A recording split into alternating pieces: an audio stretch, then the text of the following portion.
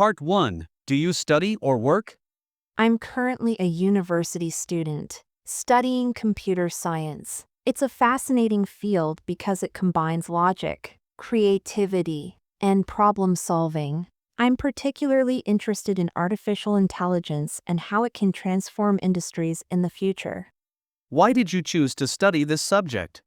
I chose computer science because I've always been passionate about technology. When I was a child, I loved building things with software and experimenting with coding. It's a field that is constantly evolving, so there's always something new to learn.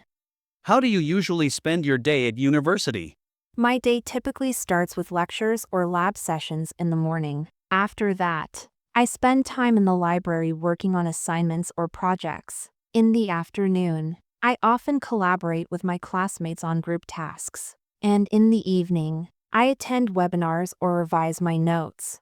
Do you think education has changed compared to the past?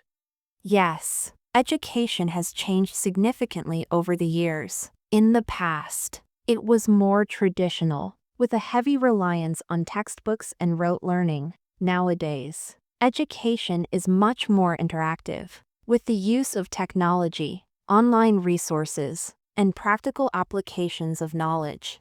Do you prefer studying alone or with others? Why? I prefer a mix of both. When I'm trying to grasp complex concepts, I like studying alone because it helps me focus. However, when it comes to brainstorming or solving challenging problems, group discussions can be incredibly beneficial. Thank you. This is the end of Part 1. Part 2. Describe a time when you learned something new in a class. You should say what class it was, what you learned, how the teacher taught it, and explain how you felt about it. A memorable time when I learned something new in a class was during my high school biology lesson on genetics. I had always been curious about how traits are passed down from parents to children, and this lesson gave me a detailed understanding of the topic. The teacher introduced the concept of DNA and genes through an engaging presentation. She used colorful diagrams and animations to explain how genetic material is inherited. What made it even more interesting was the use of real-world examples, like why some people have dimples or why eye color varies, to make it interactive.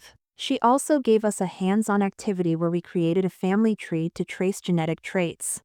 I found the class fascinating because it connected science to real-life situations, and it sparked my curiosity about biology. It also made me appreciate how much science impacts our understanding of life. After the lesson, I felt inspired to read more about genetics and even considered pursuing it as a career path at one point. This is the end of Part 2. Part 3. Now, we'll move on to Part 3. I'm going to ask you some more general questions related to education. What are the advantages of studying at a university? Studying at a university offers numerous advantages. Firstly, it provides specialized knowledge in a particular field, which is essential for career development. Secondly, it allows students to develop critical thinking and problem-solving skills. Moreover, university life exposes students to diverse cultures and ideas, which helps them grow socially and intellectually. How important is practical learning compared to theoretical learning?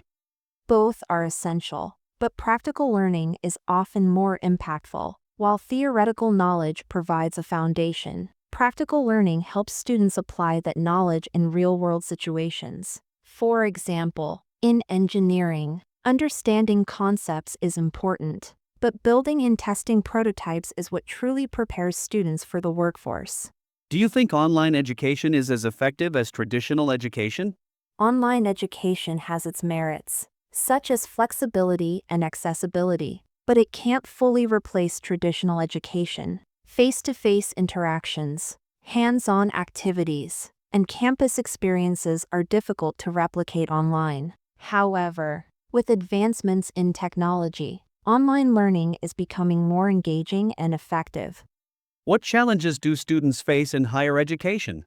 Students often face challenges like managing their time effectively, coping with academic pressure, and dealing with financial burdens. Additionally, adapting to a new environment, especially for international students, can be daunting.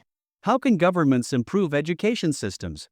Governments can improve education by investing more in infrastructure and technology, ensuring equal access to quality education for all, and updating curriculums to meet modern demands. Additionally, providing training programs for teachers can help enhance the overall quality of education.